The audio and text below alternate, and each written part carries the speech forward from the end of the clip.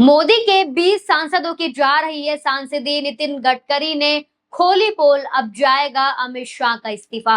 क्या मोदी के 20 सांसदों की सांसदी पर मंडरा रहा है खतरा? क्या नितिन गडकरी ने ऐसा बयान दे दिया है जिससे शाह की कुर्सी खतरे में पड़ गई है? और क्या एक बार फिर राहुल गांधी ने शाह को लेकर पुलिस को घेर लिया है? आज की इस रिपोर्ट में मैं आपको बताऊंगी गडकरी के बयान की पूरी कहानी और उनके ऑफिस की सफाई। साथ ही आपको दिखाऊंगी कि राहुल गांधी का वो वीडियो जिसमें वो अमित शाह के इस्तीफे को लेकर बड़ा हमला कर रहे हैं। और आखिर में समझेंगे कि इन दोनों घटनाओं के बीच बीजेपी के सामने राजनीतिक चुनौती कितनी बड़ी है। इसलिए वीडियो को अंत तक जरूर देखिएगा। नमस्कार, मैं हूं अंजलि यादव और आप देख रहे हैं पीआरबी। सबसे पहले आपकी हेडलाइन देखिए, गडकरी के नई पीढ़ी वाले बयान पर मचा बवाल, ऑफिस ने दे दी सफाई। अब दूसरी हेडलाइन आप देखिए, गडकरी के बयान को राजनीतिक संन्यास से जोड़ना सही नहीं, ऑफिस। दोस्तों, देश के राजनीति में इस वक्त बीजेपी के अंदर नेतृत्व और भविष्य की रणनीति को लेकर चर्चाएं तेज है। एक तरफ केंद्रीय मंत्री नितिन गडकरी का बयान सामने आता है जिसमें वो नई पीढ़ी को जिम्मेदारी सौंपने की बात करते हैं और दूसरी तरफ राहुल गांधी लगातार अमित शाह के इस्तीफे की मांग को लेकर सरकार पर हमला बोलते रहते हैं। और इन दोनों घटनाओं ने एक बार फिर सवाल खड़े कर दिए हैं, क्या बीजेपी के अंदर आने वाले समय में बड़े बदलाव की जमीनी तैयारी हो रही है? लेकिन दोस्तों, सबसे पहले आप बात करते हैं नितिन गडकरी के उस बयान की जिसने इस पूरी बहस को जन्म दे दिया। गडकरी ने आखिर क्या कहा? नितिन गडकरी ने एक कार्यक्रम के दौरान कहा कि अब वो पहले की तरह ज्यादा काम नहीं कर सकते और जिम्मेदारी नई पीढ़ी को सौंपने का समय आ गया है। बस यही बयान सामने आते ही राजनीतिक चर्चाएं तेज हो गई। कई सवाल उठने लगे, क्या गडकरी राजनीति से संन्यास लेने वाले हैं? क्या वो कोई बड़ी जिम्मेदारी छोड़ने की तैयारी में है? क्या बीजेपी में नई पीढ़ी को आगे बढ़ाने की कोई रणनीति बन रही है? और क्या गडकरी का ये बयान बीजेपी के भविष्य के नेतृत्व से जुड़ा कोई बड़ा संकेत हो सकता है? लेकिन दोस्तों, यहाँ कहानी में बड़ा ट्विस्ट आता है। पहले आप वीडियो देखिए। स्तोत्र वगैरे काही नाही आहे आजकाल। मी काही जास्त काम करू शकत नाही। ज्यावेळी करू शकलो तेव्हा आता मी पण कामातून माझं पार्टिसिपेट कमी झालं। मी सगळ्यांना सांगितलं तर नवीन नवीन पिढीच्या हातात काम दिलं पाहिजे।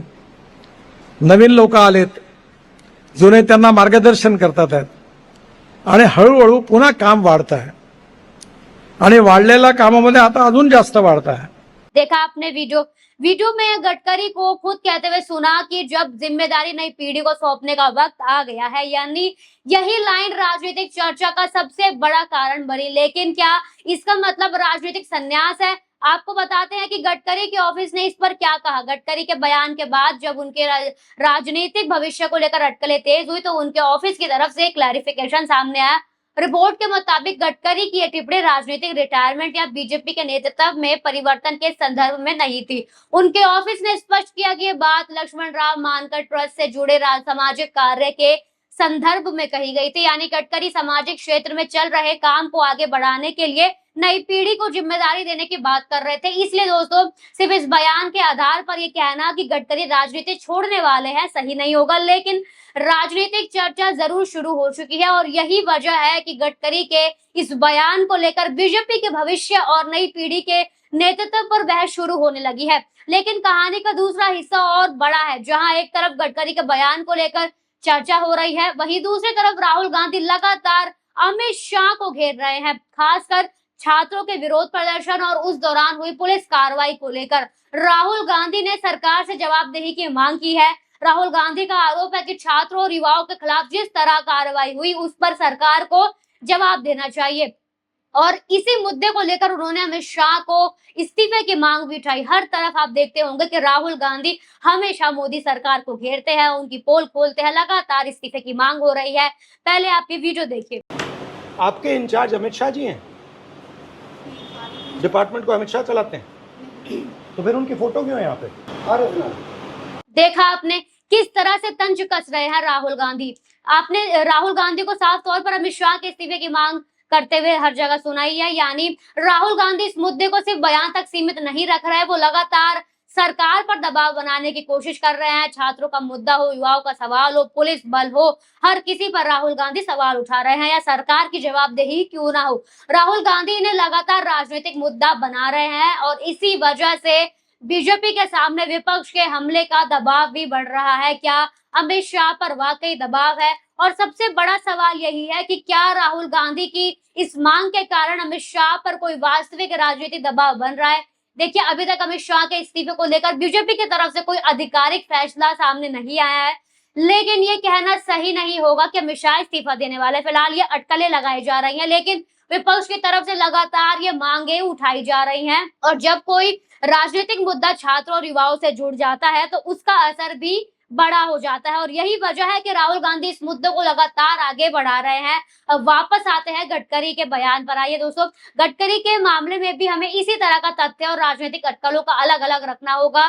तथ्य ये है कि गडकरी ने नई पीढ़ी को जिम्मेदारी देने की बात कही और आप पहले रिपोर्ट भी देख लीजिए। दूसरा तथ्य यह है कि उनके ऑफिस ने इसे राजनीतिक रिटायरमेंट से जोड़ने का इनकार किया है। उन्होंने इस रिपोर्ट के जरिए बताया गया है कि ये एक राजनीतिक रिटायरमेंट से जोड़ने का इनकार किया गया है। इसलिए अभी ये कहना जल्दबाजी होगा कि गडकरी राजनीति से पीछे छूट रहे हैं, लेकिन ये भी सच है कि गडकरी बीजेपी के बड़े बेहद वरिष्ठ नेताओं में शामिल है।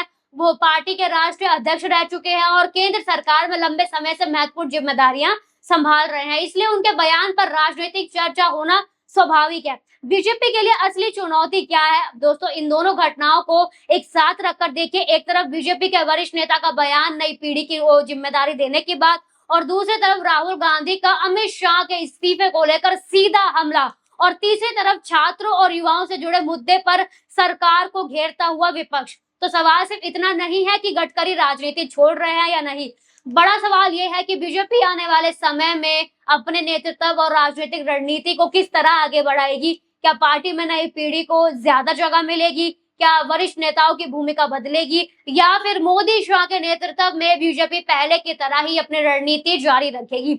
इन सवालों का जवाब आने वाले समय में राजनीति देगी। एक बात जरूर दिखाई दे रही है, राहुल गांधी लगातार ऐसे मुद्दों को उठा रहे हैं जिनका सीधा संबंध युवा, छात्र और आम जनता से है। वो सिर्फ संसद के अंदर नहीं बल्कि सड़क और सार्वजनिक मंच पर भी सरकार से सवाल पूछ रहे हैं। अमित शाह के इस्तीफे की मांग इसी रणनीति का हिस्सा दिखाई देती है। अब देखना यह होगा कि बीजेपी इस हमले का जवाब किस तरह देती है। क्या सरकार छात्रों के मुद्दे पर कोई बड़ा कदम उठाती है, क्या अमित शाह खुद इस पर जवाब देंगे और क्या राहुल गांधी इस मुद्दे को आने वाले दिनों में और बड़ा बनाएंगे। पूरी तस्वीर को एक साथ देखिए दोस्तों। एक तरफ नितिन गडकरी का नई पीढ़ी वाला बयान, फिर ऑफिस की रिटायरमेंट वाला अटकले और फिर दूसरी तरफ राहुल गांधी का अमित शाह के इस्तीफे को लेकर हमला और इन सब के बीच बीजेपी सरकार के सामने छात्रों और युवाओं से जुड़े सवाल। फिलहाल बीजेपी में नेतृत्व परिवर्तन का कोई आधिकारिक फैसला नहीं हुआ है। गडकरी के राजनीतिक संन्यास की भी पुष्टि नहीं हुई है, लेकिन राजनीतिक बहस जरूर तेज हो चुकी है और यही वजह है कि आने वाले दिनों में बीजेपी के हर बड़े नेता के बयान और हर बड़े राजनीतिक कदम पर सबकी नजरें रहेंगी। सवाल आपसे है, क्या गडकरी के बयान को राजनीतिक बदलाव से जोड़ना सही है? क्या छात्रों के मुद्दे पर अमित शाह के इस्तीफे की राहुल गांधी की मांग जायज है? और सबसे बड़ा सवाल, क्या आने वाले समय में बीजेपी में नई पीढ़ी को बड़ी जिम्मेदारी मिल सकती है? आप अपनी राय हमें कमेंट सेक्शन में जरूर बताइए। वीडियो पसंद आया तो लाइक कीजिए, शेयर कीजिए और चैनल को सब्सक्राइब जरूर कीजिए। धन्यवाद।